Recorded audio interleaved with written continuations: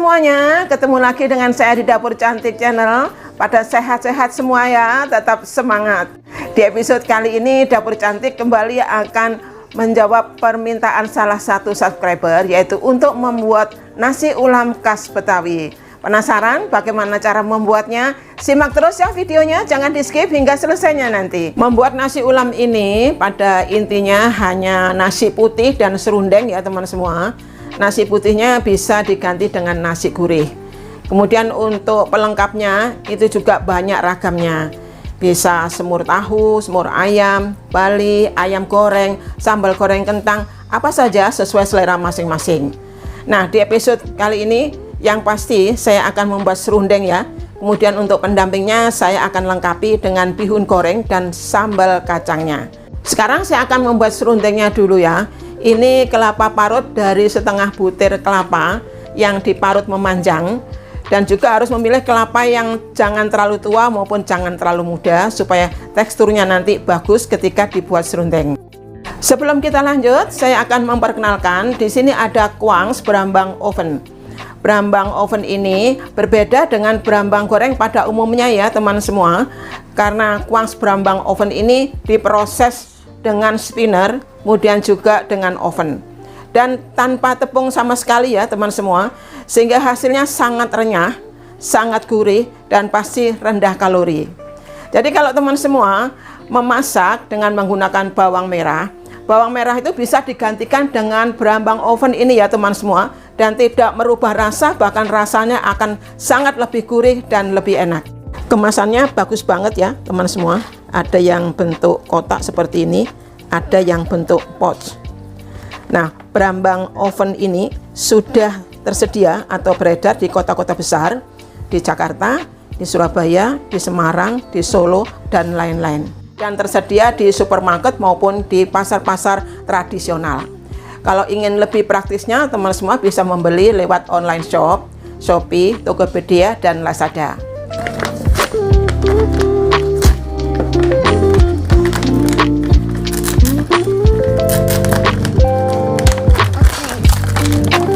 Ini ada 6 kemasan ya, ada 6 bungkus, dan masing-masing ini 20 gram.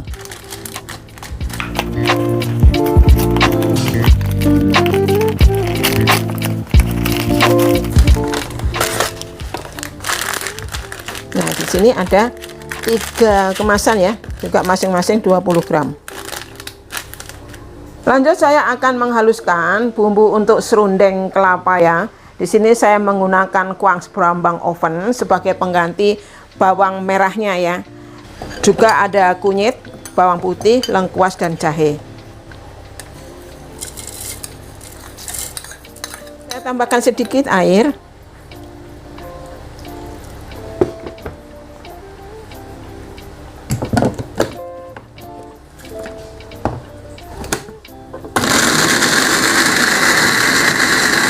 Sudah halus ya teman semua, saya pindah tempat dulu.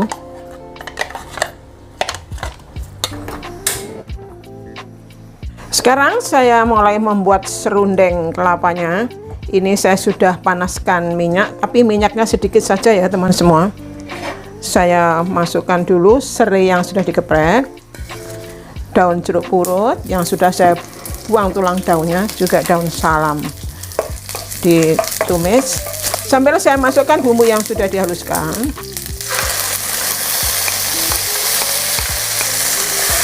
Diaduk-aduk, diratakan ya teman semua.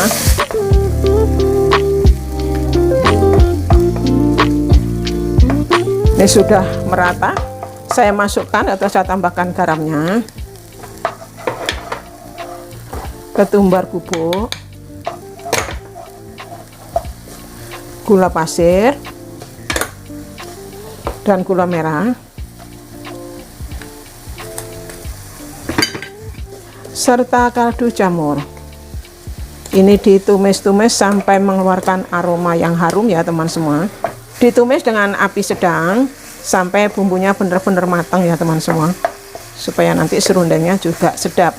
Bumbunya sudah matang, saya tambahkan sedikit air.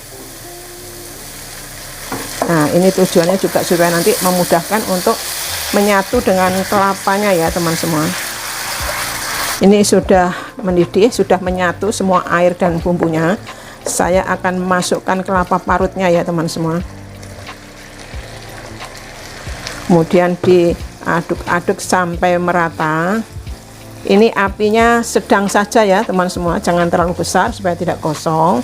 Diaduk-aduk terus sampai kelapanya ini mengering dan sampai matang dan mengering. Juga tidak kering-kering banget ya teman semua, tapi sampai matang. Selagi bumbunya masih basah, belum mengering, cicip rasa ya teman semua. Kalau kurang asin bisa ditambahkan, atau kurang manis juga bisa ditambahkan gulanya, sesuai selera teman semua saja. Karena kalau sudah kering, sudah matang, dia akan susah untuk ditambahkan bumbu-bumbu yang lain. Diaduk terus ya teman semua, jangan ditinggal nanti gosong. Memang harus sedikit sabar, ditunggu sampai dia mengering. Ini saya sudah cicip dan rasanya sudah pas. Tinggal diaduk-aduk dan tinggal menunggu sampai matang nanti, sampai tidak basah, sampai mengering ya. Serundengnya ini masih setengah matang ya teman semua, masih belum bisa diangkat.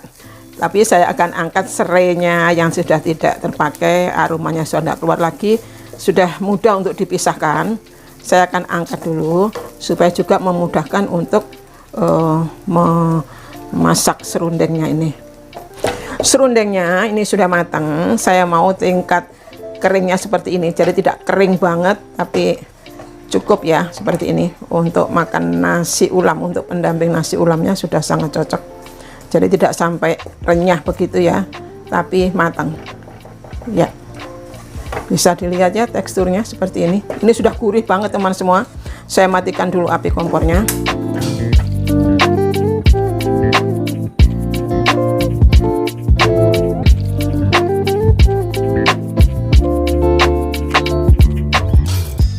Setelah membuat serundeng, sekarang saya akan membuat bihun goreng ya teman semua, yang simpel-simpel saja. Saya menggunakan bihun jagung yang sudah saya rebus di air mendidih selama 1-2 menit. Juga saya tambahkan bakso sapi dan sepotong kekian. Sebelum digoreng, bihunnya ini saya kecapin dulu ya. Ini saya kasih kecap ikan 1 sendok makan.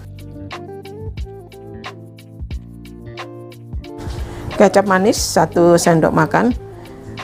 Kemudian diratakan ya, supaya nanti tidak sulit pada saat mengolahnya atau pada saat meratakan. Kalau sudah di wajan biasanya kesulitan. Jadi sekarang dilumuri dulu dengan kecap manis dan kecap ikannya.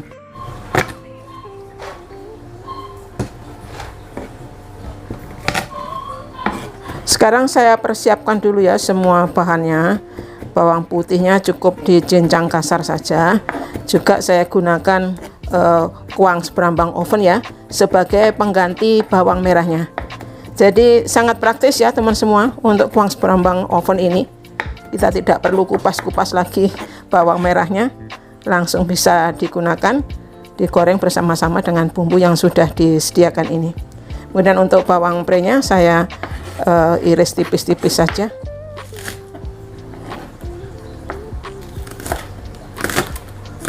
Lanjut, saya akan membuat bihun gorengnya. Minyaknya sudah panas, saya tumis dulu bawang putih cincangnya ya. Ditumis-tumis sambil saya masukkan bawang pre, sambil ditumis-tumis lagi. Saya masukkan juga untuk bakso sapinya sama kekian, terus ditumis-tumis ya teman semua. Saya tambahkan berambang oven kuang sebagai pengganti bawang merah ya teman semua. Saya tidak menggunakan bawang merah yang kupas, langsung aja kuang seberambang oven ini masuk. Ditumis-tumis sampai merata.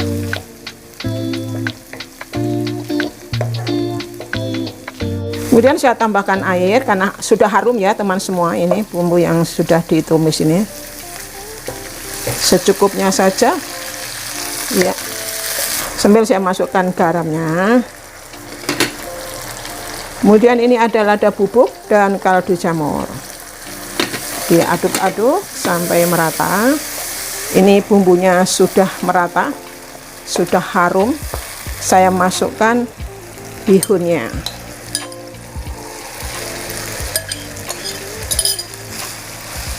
diaduk-aduk, diratakan sampai merata ya teman semua.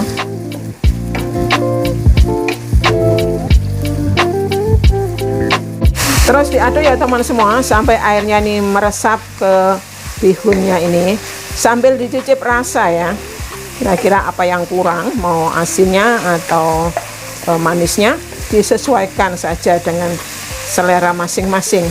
Ini airnya sudah meresap semua ke bihun gorengnya ini. Saya sudah cicip, rasanya sudah pas, mau asin manisnya, dan dengan menggunakan kuang Brambang oven ini rasanya gurih ya teman semua, benar-benar bisa menggantikan bawang merah seperti yang biasa kita masak. Jadi tidak terlalu repot untuk mengupas kulit dari bawang merahnya, lebih praktis ya teman semua. Ini sudah matang, saya matikan dulu api kompornya. Terakhir saya akan membuat sambal kacangnya ya. Ini saya akan masukkan kacang tanah yang sudah digoreng, cabai merah besar, cabai rawit, bawang putih masuk semua. Ini untuk cabai besar, cabai rawit, bawang putihnya tadi sudah digoreng sampai matang ya teman semua. Saya tambahkan garam, gula pasir, dan kaldu jamur. Ini saya blender sampai halus ya teman semua. Saya blender menggunakan food chopper Mitochiba. Kalau teman semua tertarik untuk membelinya, link pembeliannya sudah ada di kolom deskripsi ya.